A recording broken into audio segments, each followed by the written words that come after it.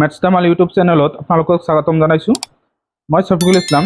আজিৰ ভিডিঅ'ত আলোচনা কৰিম আনন্দৰাম বৰুৱা একাডেমীৰ সপ্তম শ্ৰেণীৰ গণিত বিষয়ৰ অনুশীলনী 2A 10 নম্বৰ 11 আৰু 12 নম্বৰ এই তিনিটা প্ৰশ্ন এই ভিডিঅ'টোত আলোচনা কৰিম। তো প্ৰথম 10 নম্বৰ প্ৰশ্নত কোৱা হৈছে কোনো পৰিমাণৰ ধন 10:11 অনুপাতত ভগোৱাত সৰু ভাগটোত 750 টকা পৰিল আৰু মুঠ ধনৰ পৰিমাণ কিমান, আনটো ভাগত কিমান পৰিব। এতিয়া আমি কি কৰিম, এইটো সমাধান কৰোঁ আহা। লেট আমি সৰু ভাগটো আমি কি ধৰিলোঁ, আমি এ বুলি ধৰিলোঁ আৰু ডাঙৰ ভাগটো হ'ল বি।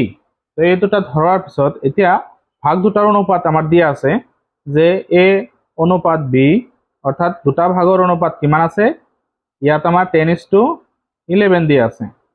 তেতিয়াহ'লে এইখিনি দিয়াৰ পিছত এতিয়া সৰু ভাগটো আমাৰ অৰ্থাৎ এৰ মানটো দিয়া আছে কিমান, ইয়াত যেহেতু এইটো সৰু ভাগ আৰু এৰ মানটো দিয়া আছে আমাৰ 750 টকা। তো এইখিনি দিয়া আছে। আমাৰ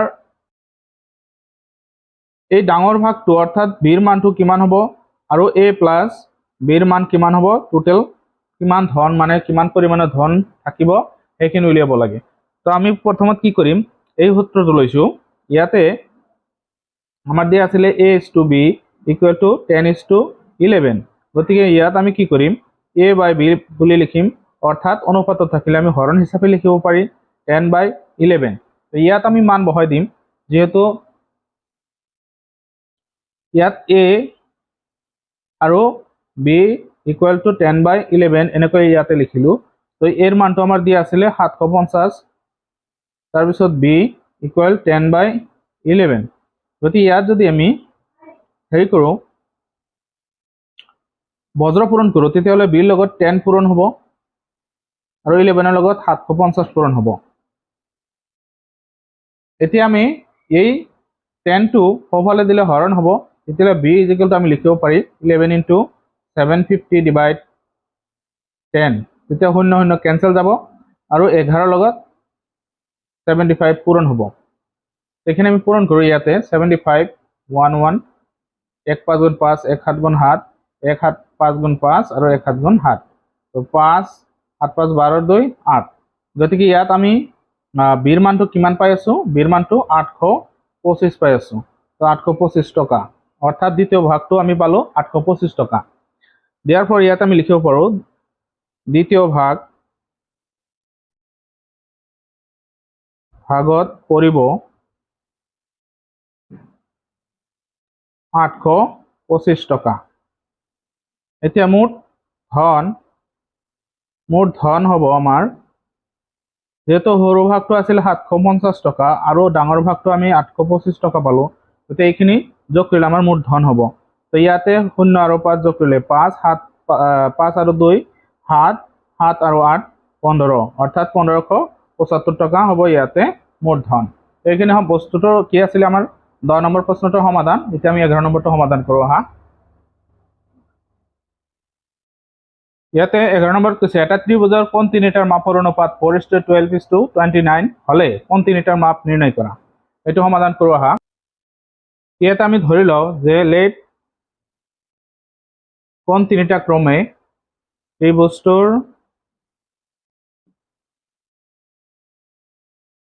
কোণ তিনিটা ক্ৰমে এ বি আৰু চি বুলি ধৰিলোঁ। ইয়াত তিনিটা কোণ কি কি ধৰিলোঁ আমি, এ বি চি। এতিয়া কি কৰিম, ইয়াতে এ কোণৰ বি কোণ আৰু চি কোণৰ অনুপাত আমাৰ দিয়া আছিলে 4:12 কিমান আছে 29, এইটো দিয়া আছে। এতিয়া আমি যদি এই ভাগকেইটা যোগ কৰোঁ A plus B plus C, তেতিয়া হ'ব 4 + 12 + 29। এই গোটেইকেইটা যোগ কৰাৰ পিছত আমি পাম কিমান 45। 4 2 6 6 9 15 5 1 2 3 4 হয়, ইমান হ'ব। তেতিয়াহ'লে আমি এতিয়া প্ৰথমে এ কোণৰ মাপ উলিয়াম।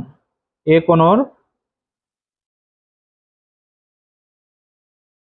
এটা কথা হল যে আমি জানো যে ত্ৰিভুজৰ তিনিটা কোণ যোগ কৰিলে কিমান হয় সেইটো আমি লিখি লওঁ যে ত্ৰিভুজৰ কোণ তিনিটা যোগ কৰিলে angle A plus angle B plus angle C equal to 180 degree হ'ব কারণ ইয়াত আমাৰ লিখিব লাগিব যেহেতু কোণৰ ধৰ্ম ত্ৰিভুজৰ কোণৰ ধৰ্ম মতে হয় ত্ৰিভুজৰ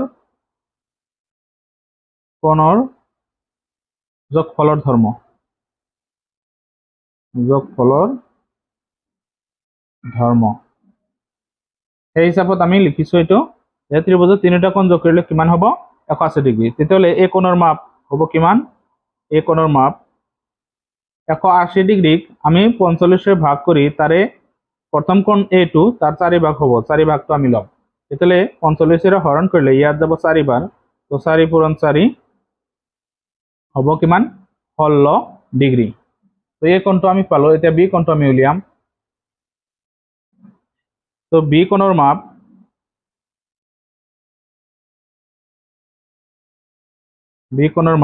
ইকুয়াল টু 180 আমি 45 হৰণ কৰি ভাগ কৰি তাৰে কিমান ভাগ হ'ব 12 ভাগ হ'ব বি কোণ তেতিয়াহ'লে ইয়াত হৰণ যাব 4 বাৰ 4 পূৰণ 12 4 12 গুণ 48 ডিগ্ৰী তাৰপিছত সি কোণৰ মাপ 180 বাই 45 ইনটু 29 তেতিয়াহ'লে ইয়াত 4 বাৰ হৰণ যাব আৰু 29 ইয়াৰ লগত পূৰণ হ'ব এতিয়া 4 9 গুণ 36 6 হাতত 3 4 দুগুণে 8 3 11 116 ডিগ্ৰী গতি এইখিনি হ'ব আমাৰ এই প্ৰশ্নটোৰ সমাধান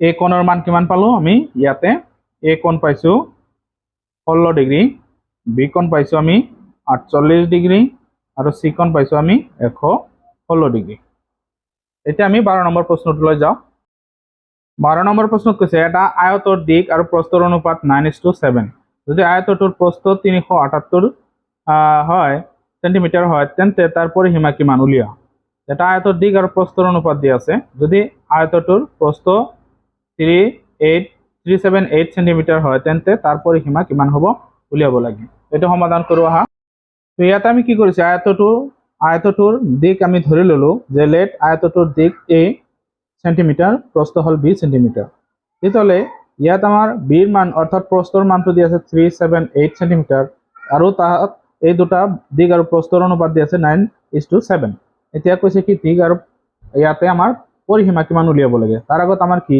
পৰিসীমা উলিয়াৰ আগতে আমাৰ দিক উলিয়াব লাগিব ইয়াতে পৰিসীমা উলিয়াব দিছে আমাক পৰিসীমা কি হ'ব তাৰ আগত আমি দিক উলিয়াও তো ইয়াতে আমাৰ যেটো সূত্ৰ দিয়া আছিল এইটো আমি লম a:b ইকুয়াল টু 9:7 ইয়াতে আমাৰ কোনটো মান দিয়া আছে b ৰ মানটো দিয়া আছে ইয়াতে আমি এনেকৈ লিখিব পাৰো a/b ইকুয়াল টু 9/7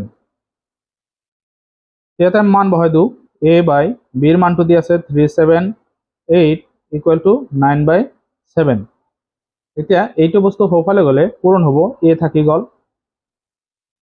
অৰ্থাৎ 378 হোফালে গলে পূৰণ হ'ব 378 এতিয়া হৰণ গলে হৰণ দিব লাগিব হাতেৰে যদি আমি হৰণ দিও 7 5 গুণ 35 হাতেৰে হৰণ যাব 5 বাৰ আৰু 4 বাৰ যাব গতিকে এতিয়া আমি ইয়াৰ লগত পূৰণ কৰি দিম 4 9 গুণ 36 6 হাতত 3 9 গুণ 9 5 গুণ 45 আৰু 3 48 গতিকে ইমান সেন্টিমিটাৰ হ'ব দিগৰ মান ইয়াত আমি কি পালো দিক পালো কিমান দিক পালো 486 সেন্টিমিটাৰ তেতিয়াহ'লে এতিয়া আমি কি উলিয়াম পৰিসীমা তো পৰিসীমাৰ সূত্ৰটো হল কি পৰিসীমা ইকুয়াল টু 2 পূৰণ দিক যোগ প্ৰস্থ এইটো হল আয়তৰ পৰিসীমাৰ সূত্ৰ ইয়াত আমি মান কেটা বহাই দিলে 2 দিগৰ মান পাইছো আমি 486 প্লাস প্ৰস্থ পাইছো আমি কিমান প্ৰস্থ আছিল 378 378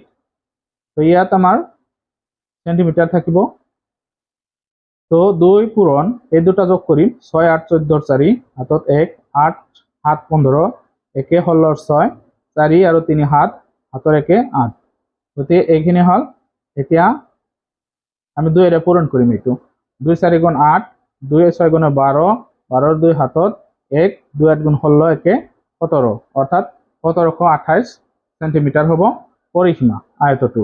তো এইটো আমি আনসারটো পালো। যদি এই দিকটো পোৱাৰ পিছত আমি পৰিসীমাটো উলিয়াব পাৰিম। গতিকে এইটো ফৰ্মুলা লৈ আমি গোটেইখিনি সমাধান কৰিব পাৰিম। তো ভিডিঅ'টো আজি ইমানতে সামৰিছোঁ। যদি ভিডিঅ'টো চাই ভাল লাগে প্লিজ চেনেলটো ছাবস্ক্ৰাইব কৰি দিব আৰু আনজনে যাতে চাব পাৰে তাৰ কাৰণে শ্বেয়াৰ কৰি দিব। ধন্যবাদ।